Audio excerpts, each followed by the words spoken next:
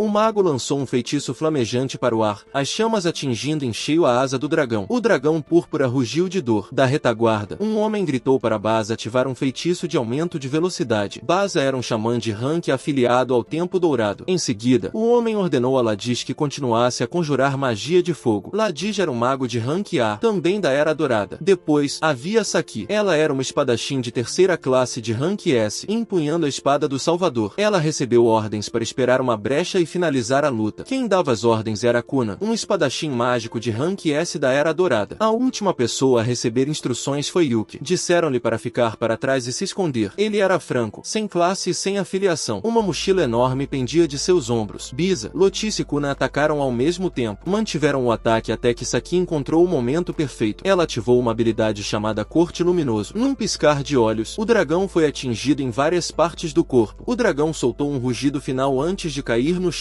Yuki observou os lutadores de nível S com admiração. Como era de se esperar, eles haviam derrotado um dragão com facilidade. Décadas se passaram desde que o desastre conhecido como masmorras surgiu em seu mundo, junto com os aventureiros que os desafiaram. Mesmo assim, a humanidade ainda não conseguiu limpar completamente o número cada vez maior de masmorras. Como resultado, masmorras negligenciadas e desconhecidas frequentemente provocavam conflitos, tornando-se um sério problema social. Pior ainda, muitos aventureiros caçavam monstros apenas por dinheiro e se recusavam a explorar as masmorras por conta própria. Apenas um pequeno número de heróis compreendia verdadeiramente o perigo e liderava grupos como este em sua busca pela conclusão total das masmorras. De repente, alguém bateu na mochila de Yuki. Era Baza. Ele o chamou de carregador e exigiu uma poção imediatamente. Yuki vasculhou a mochila às pressas. Loti zombou, apontando que, ao contrário de Yuki, ele estava realmente arriscando a vida na linha de frente. Baza acrescentou que, mesmo que Yuki conhecesse Saki, jamais esperaria que um peixe pequeno como ele viesse junto. Eles o menosprezavam por ser o aventureiro novato de classificação mais baixa. Ele quase não tinha mana, era lento e, no geral, completamente inútil aos olhos deles. Kuna os interrompeu. Os dois congelaram. Ele os lembrou de que estavam dentro de uma masmorra estimada como rank S. Aquele não era lugar para conversas de ídolos. Eles se desculparam. Então Kuna se virou para Yuki. Ele disse para ele levar seu papel a sério e fazer seu trabalho direito, pois ainda era membro do grupo. Yuki respondeu, sim, senhor. Eles continuaram a se embrenhar na masmorra. Yuki concordou com as palavras de Kuna. Ele percebeu que ainda lhe faltava a percepção esperada de um aventureiro. Ele havia se empolgado demais observando os aventureiros de elite em ação. Ele queria dizer que havia aprendido muito. Ao mesmo tempo, isso fez perceber dolorosamente a enorme diferença entre eles. Ele nem sequer tinha uma turma. Um dia, ele queria se tornar um aventureiro como eles. Perdido em seus pensamentos, ele falhou em se manter alerta. Saki percebeu e o advertiu de que desviar o olhar do objetivo durante uma aventura era estritamente proibido. Ela disse que não queria perder mais nenhum membro da família. Yuki sentiu o mesmo. Ele nunca mais queria sentir aquela perda. 2 anos atrás, ele assistiu ao noticiário na TV enquanto seu distrito era destruído pelo desabamento de uma masmorra. Operações de resgate estavam em andamento, mas a sobrevivência era considerada impossível. Desastres e masmorras haviam se tornado um problema cada vez mais sério nos últimos anos. Eles aqui cresceram juntos em um orfanato. Admiravam aventureiros. Então deixaram o orfanato para perseguir esse sonho. Mas o lar para onde deveriam retornar, e todos que ainda viviam no orfanato, foram dizimados pela explosão na masmorra. Essa tragédia fortaleceu sua determinação de impedir que tais desastres se repetissem. O que ele não sabia era que alguém o observava o tempo todo. Ele era a peça final no plano de outra pessoa. Uma presença estranha e perturbadora roçou seus sentidos. Mas antes que pudesse compreendê-la, um círculo mágico apareceu sob seus pés. Era uma armadilha de teletransporte. Kuna gritou para que todos se preparassem. Aqueles que armaram a armadilha aguardavam ansiosamente a chegada de Yuki. Eles pousaram em segurança, mas logo ficou claro, haviam sido transportados diretamente para a sala do chefe. Kuna reagiu instantaneamente, ordenando que todos formassem um círculo e protegessem o perímetro. Ele também disse a Yuki para preparar o item de retorno. Saki pressentiu que algo estava errado. Uma poça de sangue no chão começou a ferver, e uma figura emergiu lentamente dela. Era um homem vestido com um uniforme de mordomo. Instintivamente, presumiram que ele fosse o Rei Demônio. O título de Rei Demônio era reservado apenas para chefes de masmorras de classe S,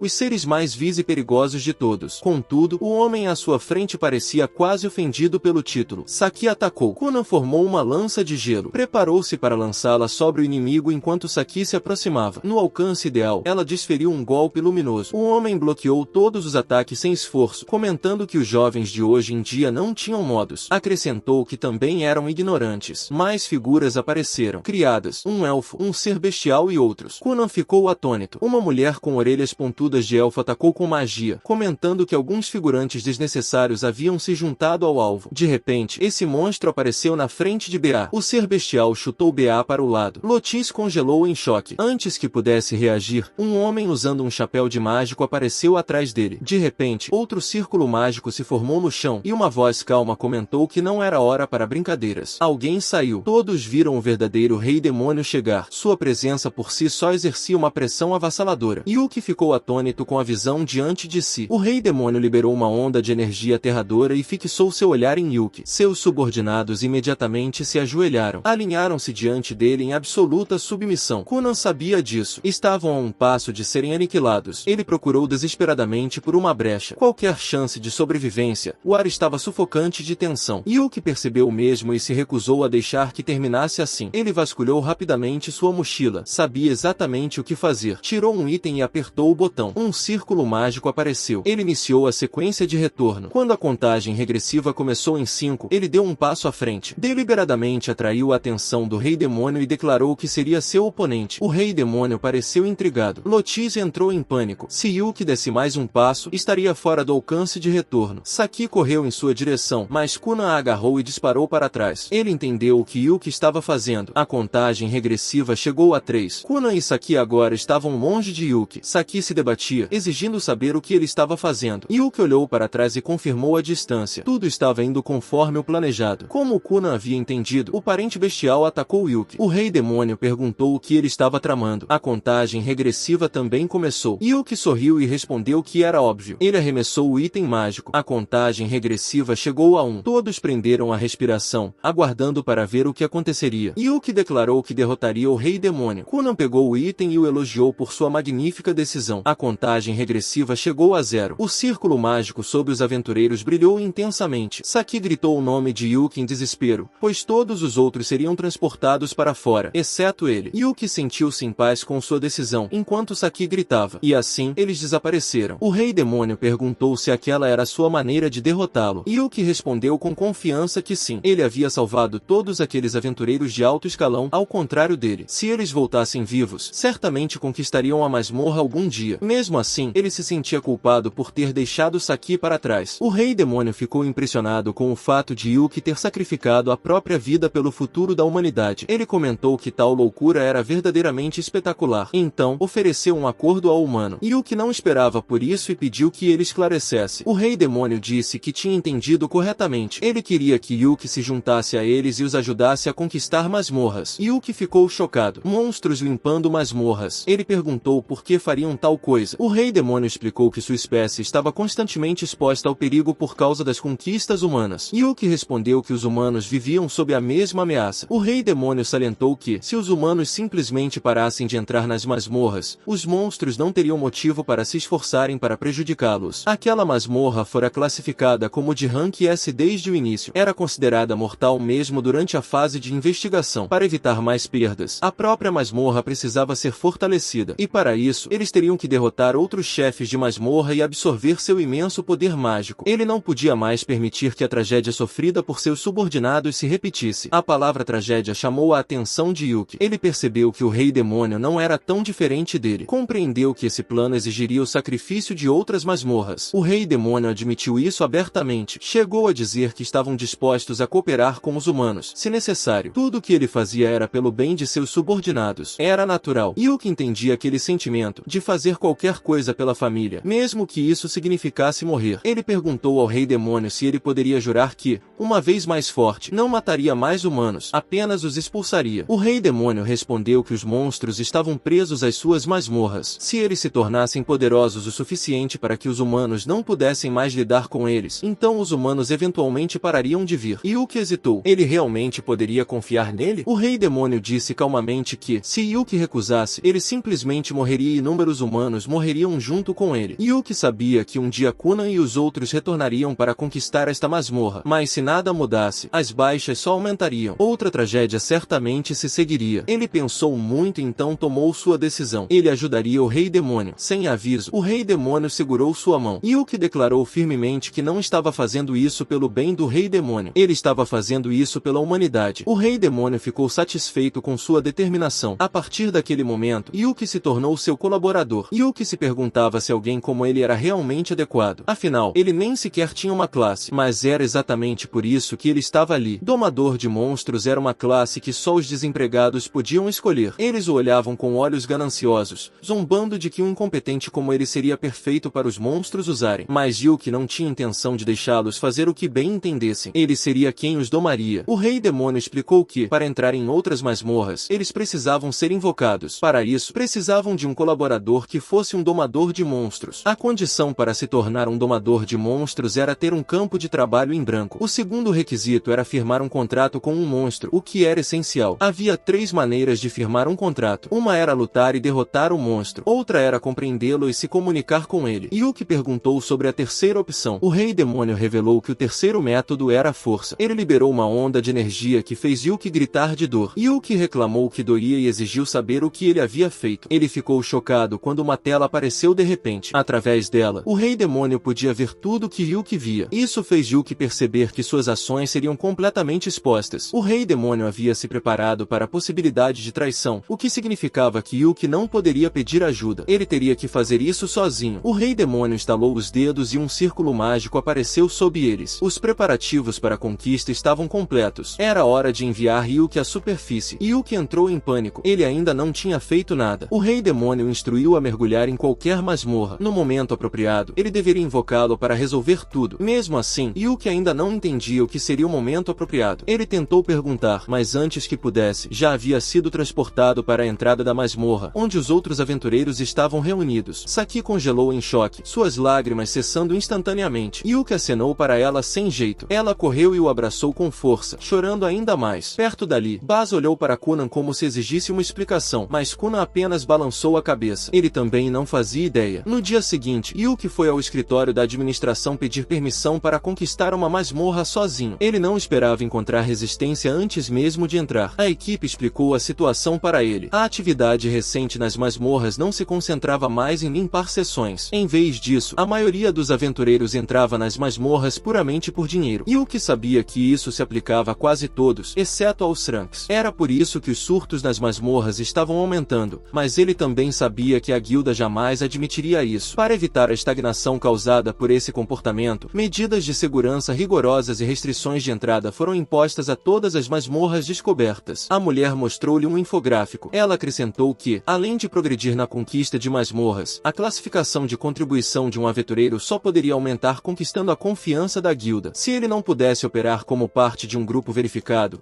eles não poderiam confirmar sua contribuição. Por causa disso, a guilda não tolerava ações como mergulhar sozinho de repente, sem formar um grupo. Yuki entendia. Se alguém realmente pretendia concluir uma masmorra, não havia motivo para ir sozinho. Mergulhadores solo geralmente eram pessoas desesperadas em busca de dinheiro, na esperança de um prêmio da sorte. Ele explicou que estava solicitando uma masmorra de nível F e que seu objetivo era simplesmente subir de nível. A mulher assentiu, compreendendo. Ela lhe designou uma masmorra de nível F, o Labirinto do Silêncio. Havia poucos relatos de monstros, tornando-a adequada para novatos. Ele foi guiado até lá e o funcionário destrancou o portão. Ela disse para ele prosseguir. Havia um botão de emergência que ele poderia apertar se precisasse de ajuda. Yuki se lembrou dela dizendo que a segurança era rigorosa, mas não parecia excessiva. Mesmo assim, fazia sentido. Era uma masmorra abandonada. De repente, o rei demônio perguntou o que era uma masmorra abandonada. Yuki quase deu um pulo. Ele não esperava que a voz falasse diretamente em sua cabeça. Perguntou se aquela era a habilidade do rei demônio. O rei demônio respondeu que, na verdade, era a habilidade de Yuki. A comunicação com monstros era básica para um domador de monstros. Yuki não sabia disso. Era a primeira vez que usava uma habilidade. Era uma habilidade passiva, conveniente, mas inquietante. Enquanto descia a escadaria da masmorra, Yuki explicou que uma masmorra negligenciada era aquela que carecia de administração, manutenção e conquista. Simplesmente havia masmorras demais para que se pudesse dar uma resposta adequada. Se uma masmorra fosse rica em recursos, aventureiros afluiriam a ela em busca de lucro, e as medidas cabíveis seriam tomadas. O rei demônio resumiu a situação de forma simples. A masmorra havia sido abandonada pelos humanos. Ele esperava que os monstros em seu interior estivessem se reproduzindo pacificamente. Yuki acrescentou que, se a reprodução dos monstros excedesse os limites de uma masmorra, ela poderia entrar em colapso. Ele percebeu que havia poucos monstros lá dentro, mas mesmo para uma masmorra tão fraca, algo parecia estranho. De repente, o chão tremeu tremeu quando alguém gritou para ele correr. Um homem e uma mulher passaram por ele correndo, fugindo aterrorizados do chefe da masmorra. Yuki olhou chocado para a enorme gosma atrás deles. O rei demônio entendeu imediatamente. Com poucos humanos entrando na masmorra, os monstros recorreram ao canibalismo. Era por isso que restavam tão poucos monstros e por que aquela coisa havia crescido tanto. Yuki os guiou em direção a um beco, mas a gosma os alcançava rapidamente. Mesmo quando estavam perto, a mulher começou a perder a esperança. Suas forças estavam se esgotando. Ela tropeçou e foi pega. Seu corpo foi engolido, preso dentro da gosma. Yuki perguntou ao rei demônio Liber se ele poderia salvá-la quando fosse invocado. Liber respondeu que era impossível. O impacto da invocação por si só explodiria a gosma junto com tudo que estivesse dentro dela. Isso não era bom. A mulher parecia estar se afogando na gosma. Yuki teve uma ideia repentina. Ele pulou direto na gosma. O rei demônio achou graça, como ele esperava, mesmo que isso lhe custasse a própria vida. Yuki faria qualquer coisa para salvar alguém. Ele nadou através da massa viscosa em direção à mulher. Assim que a alcançou e a agarrou, soube que era hora de invocar o rei demônio Liber. Uma violenta onda de energia irrompeu e as mãos de Liber começaram a se manifestar. Liber permitiu que ele usasse seu poder. No meio da invocação, Yuki tossiu sangue. Sentia como se seu corpo estivesse sendo queimado de dentro para fora. Uma imagem holográfica de Liber apareceu atrás dele e disse para ele não quebrar. Liber tentou atravessar o círculo mágico. Ele testou com um dedo. Não pôde deixar de se surpreender. Isso era tudo que Yuki conseguia reunir, mesmo com todo o seu poder. Era fraco, mas ainda suficiente para um inimigo desse nível. O poder se concentrou na ponta dos seus dedos. Então, Yuki lançou alvorada caótica. Um raio devastador atingiu o inimigo e causou uma explosão massiva. Yuki percebeu quão aterrorizante era aquele poder. Foi um verdadeiro desastre. Tudo à sua frente foi aniquilado. A mulher recuperou a consciência e tremia, dizendo que fora aterrorizante. O homem notou os ferimentos de Yuki. Sangue escorria de seus olhos e boca. O homem o apressou para que saísse imediatamente, dizendo que ele parecia gravemente ferido. Só então Yuki percebeu a gravidade de seu estado. Sua visão ficou turva e ele desabou de bruços no chão. Alguns dias depois, dentro da masmorra Abismo Infinito, Yuki contou a Liber que sua primeira promoção de nível havia acontecido enquanto ele estava inconsciente. Ele recebeu a notificação no hospital. Mencionou que assustou os dois aventureiros, mas mesmo assim eles o carregaram para fora e relataram tudo corretamente. Liber perguntou por que ele parecia tão abatido e o convidou para um brinde. Yuki não entendeu o motivo. Tudo o que ele havia feito era invocá-lo. Sentiu-se desapontado ao perceber que a invocação era a única coisa que ele podia contribuir. Liber ressaltou que Yuki não havia abandonado a vida que tinha diante de si naquele momento. Em vez disso, ele aproveitou uma possibilidade diferente sem hesitar. Liber disse que gostava daquela força e ofereceu-lhe uma taça de vinho. Yuki aceitou e agradeceu o elogio. Liber admitiu que o incomodava o fato de Yuki quase morrer todas as vezes que o invocava. Então, apresentou-lhe alguém que Yuki poderia invocar da próxima vez. Seu nome era Elvina, uma empregada morta-viva. Yuki notou como ela era calma e serena. Ela brincou dizendo que se apaixonar por ela à primeira vista seria problemático. Afinal, ela não tinha pulso. Sua piada sobre morta-viva não foi bem recebida. Yuki se preocupou se ela ficaria bem. Liber o tranquilizou, dizendo que ela era mais forte do que ele. Elvina disse que queria ser uma empregada doméstica com quem as pessoas pudessem se identificar e se aproximar. Decidiram então focar primeiro em aumentar o nível de Yuki. Ele precisava ficar forte o suficiente para suportar a invocação de Liber adequadamente. Logo, várias criaturas flamejantes se aproximaram. Elvina simplesmente as socou. Todas as ameaças foram eliminadas instantaneamente. Yuki percebeu o quão forte ela era. Eles estavam dentro de uma masmorra de Rank, o Covil dos Ardentes. Elvina o rodeava sem parar, declarando com orgulho que era uma empregada competente. Yuki se lembrou de uma criança do orfanato que costumava buscar atenção da mesma forma. Ela sempre brincava com ele. A nostalgia não durou muito. Uma enxurrada de notificações de subida de nível surgiu, quase o enlouquecendo. Elvina ficou surpresa ao perceber que ele achava subir de nível irritante. Ela se perguntou se aquilo era algum tipo de piada interna. Eles chegaram a uma parte mais escura da masmorra. Yuki notou que conseguia manter a invocação de Elvina por muito mais tempo do que a de Liers. Ela explicou que Lierber era simplesmente especial demais. A mana necessária para invocá-lo era tão imensa que a invocação provavelmente foi interrompida no meio do processo. Yuki sabia que era verdade. Ele só havia conseguido invocar as pontas dos dedos de Liber. Elvina concluiu que, em comparação, ela era uma pechincha, alguém que a mana de Yuki poderia facilmente sustentar. Yuki respondeu que ela era confiável. Isso a fez corar. Yuki percebeu que a invocação não se resumia apenas à força bruta. A eficiência também importava. Eles se depararam com uma porta selada. Yuki se perguntou como deveriam entrar. Elvina esticou os braços. Deu um soco na porta. Ela se estilhaçou. Com um comentário casual, disse que apenas havia batido. Um guerreiro esperava do outro lado. Elvina avançou. O guerreiro empunhava uma espada flamejante, mas Yuki notou algo estranho na chama. Ele lançou uma adaga. A adaga desviou a lâmina pouco antes de atingir Elvina. Mesmo assim, um traço de chama roçou sua bochecha, causando rachaduras em sua pele. Yuki perguntou se ela estava bem. Ela perguntou quando ele havia notado as chamas sagradas. Ele respondeu que elas simplesmente pareciam diferentes do fogo por toda a masmorra. Elas se assemelhavam à luz que Saki usava. Elvina explicou que as chamas sagradas eram um inimigo natural dos mortos-vivos. Ela brincou dizendo que isso fez seu coração disparar, mesmo que ele já tivesse parado. Yuki disse a ela que não era hora para brincadeiras e a aconselhou a recuar, mas o guerreiro ativou um santuário de círculo de fogo. Elvina percebeu que o chefe da masmorra era semelhante a Leibir. Isso não permitiria que eles escapassem. Yuki considerou invocar Leibir, mas Elvina o impediu. Com sua força atual, ele só poderia invocá-la. Eles não tinham escolha a não ser enfrentar a situação juntos. Elvina comentou que era uma piada cruel, um domador de monstros na linha de frente em vez de seus monstros. Mas esse era exatamente o plano de Yuki. Eles eram camaradas. Seus lábios se curvaram em um sorriso. Agora ela estava totalmente comprometida em lutar ao lado dele. Yuki mostraria ao chefe da masmorra os resultados de seu crescimento. E se fosse preciso, ela o protegeria. Elvina e Yuki se prepararam para enfrentar o chefe da masmorra. Yuki esperava ganhar uma nova habilidade ao subir de nível. Ele obteve o Olho da Verdade. Através dele, ele podia ler as habilidades do inimigo. Descrevia o fogo sagrado como uma chama que exercia eficácia absoluta contra seres do atributo das trevas. Elvina perguntou o que havia de errado. Quando Yuki olhou para ela, sua habilidade se revelou feita inteiramente de vento. Ela aumentou todos os parâmetros por um período limitado. Ao mesmo tempo, o sistema o alertou sobre um ataque iminente do chefe da masmorra. Chamas espiralaram em direção a eles. Yuki agarrou Elvina e a puxou para fora do caminho. Ele lhe disse que agora conseguia ver os atributos e habilidades dos monstros, juntamente com seus níveis de perigo. Ela respondeu que essa era uma das habilidades básicas de um domador de monstros, olhos que revelam a verdade sobre os monstros. Ele ainda não conseguia ver tudo, mas era um bom começo. Eles se prepararam para o próximo ataque. Elvina se moveu rapidamente, desviando das chamas. Ela avançou direto para o chefe da masmorra. Agora podia atacar com confiança. Deu um chute nele. Não houve reação. Yuki ficou atônito. Elvina percebeu que seu ataque não havia causado nenhum dano. Yuki explicou que acabará de descobrir que o chefe da masmorra era, na verdade, um monstro de fogo. Elvina ficou perplexa. Parecia óbvio à primeira vista. Ele esclareceu que pequenos monstros de fogo amorfos se moviam dentro da armadura, mudando constantemente de posição para evitar ataques. Era por isso que seus chutes não acertavam. Ela não estava atingindo seus corpos verdadeiros. Yuki podia ver as letras e os indicadores mudando lentamente. A estratégia deles estava definida. Elvina o provocou, dizendo para ele não se deixar cativar por sua performance desta vez. Ele avisou que o chefe estava preparando um ataque. Ela precisava pular agora. Yuki começou a dar comandos. Abaixe-se. Puxe para a direita. O próximo golpe virá de baixo. Depois, mire no braço esquerdo, no ombro direito e, por fim, na cabeça. O chefe da masmorra cambaleou, visivelmente desorientado. Yuki disse para ela recuar por enquanto. Foi a primeira vez que o chefe mostrou uma reação clara, mas mesmo assim, mal conseguiu se esquivar. Ele a instruiu a se esquivar para a direita. De repente, Yuki foi pego de surpresa e atingido. Felizmente, Elvina correu e o salvou, lembrando de também cuidar da própria segurança. Assim que alcançaram uma distância segura, Yuki pediu desculpas. Elvina então sugeriu que ele usasse sua habilidade. Ele verificou a descrição. Ela explicou que um domador de monstros podia ativar a força habilidade de um monstro sob seu contrato. Essa habilidade aumentaria seus atributos por um breve instante. Yuki percebeu que, se a usasse, teriam que terminar a luta antes que o inimigo pudesse reagir. Só podia ser ativado uma vez, o que significava que o momento tinha que ser perfeito. Elvina agiu de forma fofa e disse que confiava nele para usá-lo corretamente. Yuki decidiu terminar a batalha na próxima troca de golpes. Uma série de avisos de perigo passou diante de seus olhos. Ele a alertou sobre um ataque combinado iminente e disse para ela se esquivar para a direita. Depois disso, ela teve que permanecer exatamente onde estava e deslizar para a esquerda. Uma rajada de chamas avançou em direção a Yuki. Ele foi atingido e derrubado, mas se levantou com dificuldade e disse para ela não se preocupar. Ordenou que ela saltasse para a esquerda. Então, ativou o feito de todo o vento. O chute de Elvina explodiu com poder, arremessando o chefe da masmorra contra o chão e abrindo uma profunda cratera. A batalha terminou. Yuki finalmente relaxou, aliviado por terem vencido. Elvina disse baixinho que a habilidade a havia deixado exausta. Com essas palavras, ela se despediu dele. Yuki ficou atônito. Ela desapareceu antes mesmo que ele pudesse se levantar. Ele tentou invocá-la novamente, mas não houve resposta. Por fim, ele retornou ao coração da masmorra de Libir. Liber. Liber ficou aliviado ao vê-lo vivo. Perguntou onde estava Elvina. Disse que precisava falar com ela para não a deixar para trás na próxima aventura. Lebiar o guiou adiante. Se Yuki tivesse chegado um pouco mais tarde, não teria conseguido ver o rosto dela. Yuki congelou ao vê-la descansando dentro de um caixão. Confuso, ele perguntou o que aquilo significava. Liber explicou que era assim que eles lamentavam seus mortos. Ele perguntou se era diferente de como os humanos faziam. Yuki não conseguia entender o que estava ouvindo, então lhe explicou melhor. Elvina era uma criada morta-viva. As habilidades de sua raça produziam um poder imenso,